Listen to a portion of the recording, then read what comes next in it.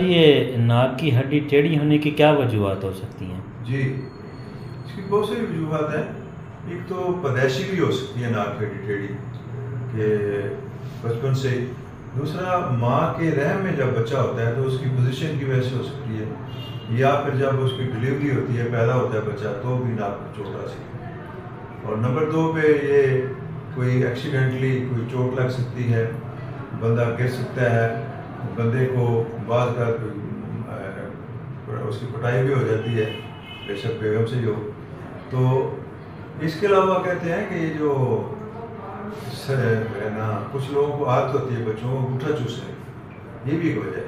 کچھ فیملی میں یہ ہوتا ہے ان کی زبان موٹی ہوتی ہے, تو یہ بھی ایک وجہ ہے. علاوہ ازیں کچھ سرجری جب ہوتی ہے ڈاکٹر کرتے ہیں تو اس سے بھی ناک کی ہڈی ٹیڑھی ہونے کے چانسز ہیں ایکسیڈنٹلی. تو بعض کا تو ہمیں نہیں بھی پتہ چلتا کہ کیوں ٹیڑھی